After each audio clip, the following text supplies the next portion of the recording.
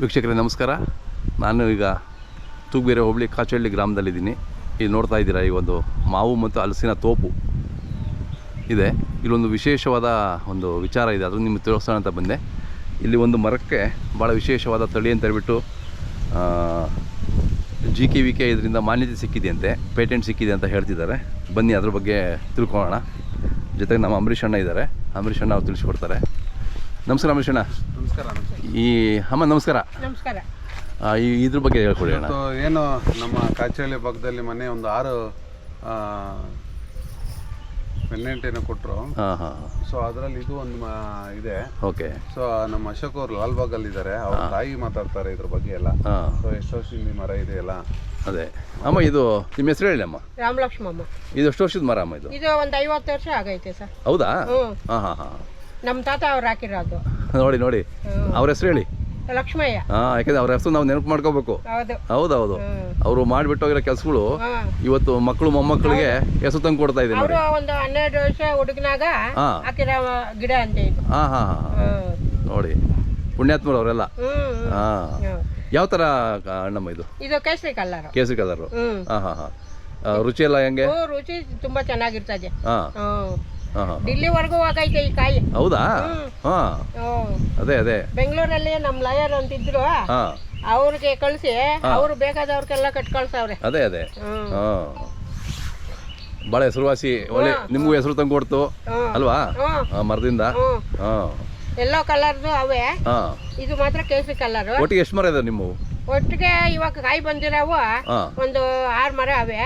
ಇನ್ನೊಂದ್ ಸಸಿ ಒಂದ್ 20-30 ಹಾಕವ್ರೆ. ಹೌದಾ?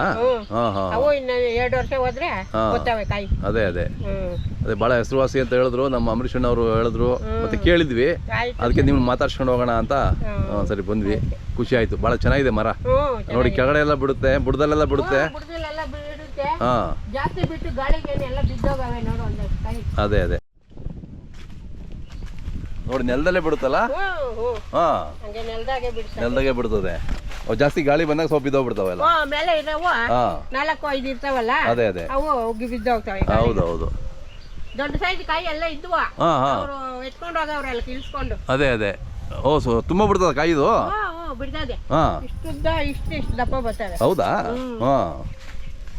ಚೆನ್ನಾಗಿದೆ. ದೊಡ್ಡ ಕಾಯಿ ಎಲ್ಲ ಆಗೋಗ್ತವೆ. ಅದೇ ಸೀಸನ್ ಅಲ್ಲಿ ಸ್ವಲ್ಪ ಬೇಗನೆ ಬಿಡ್ತದೆ ಅನ್ಸುತ್ತೆ ಇದು. ಚೆನ್ನಾಗಿದೆ ಅಂಬರೀಷಣ್ಣ. ಬೇರೆಲ್ಲಿ ಬಿಡ್ತದೆ ಅಂತಾರೆ, ಬೇರೆಲ್ಲಿ ಬಿಟ್ಟಿದ್ದೇನೆ ನಾವು ನೋಡಿಲ್ಲ. ನೆಲದಾಗ ಮಾತ್ರ ಬಿಟ್ಟಿರೋದು ನೋಡಿ. ಅದೇ ನೋಡಿ, ನೆಲದಲ್ಲಿ ಕೂತ್ಕೊಬಿಟ್ಟಿದೆ ಇದು ಹೋಗಿ, ಅಲ್ಲೆಲ್ಲ ಬಿಟ್ಟಿದೆ.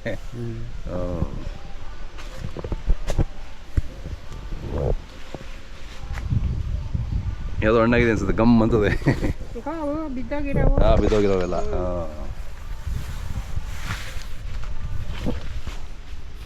ಇಲ್ಲಿ ಅವರು ನರಸಿಂಹಯ್ಯ ಅಂತ ಅವ್ರದೊಂದು ಮರ ಇತ್ತು, ದೊಡ್ಡ ಮರ.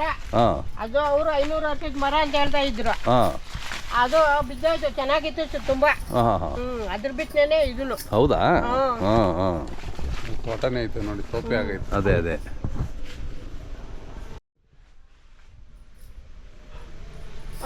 ಒಂದು ಕಾಯಿ ಕಳ್ಸಿದ್ರು ಹಂಗ ಮೀಟಿಂಗ್. ಅವ್ರಿದ್ರು ನರಸಿಂಹಯ್ಯ ಅಂತ. ಅವರು ಏನ್ ಹೇಳ್ಬಿಟ್ಟಾರ, ಮೇಡಮ್ ಶ್ಯಾಮಲಾ ಮೇಡಮ್ ಇದ್ಲು ಅವಾಗ. ಅವ್ರ ಮರಗ್ಲೇ ಇಲ್ಲ ಅವ್ರವು, ಅವ್ರು ಯಾರೋ ಬೇರೆ ಅವ್ರು ತಂದು ತೋರ್ಸವ್ರೆ ನಿಮ್ಕ ಅಂತ ಹೇಳ್ಬಿಟ್ಟವ್ರೆ. ಅವರು ಫೋನ್ ಮಾಡಿ ಕೇಳಿದ್ರು, ಮೇಡಮ್ ಬನ್ರಿ ಇಲ್ಕೇನೆ ತೋರಿಸ್ತೀವಿ ಅಂದ್ಬಿಟ್ಟು ಇಲ್ಕೆ ಬಂದು ಮರದಾಗ ಕೊಯ್ದು ತೋರಿಸಿದ್ರು ಅಯ್ಯಮ್ಮನ್ಗ. ಹೌದೌದು.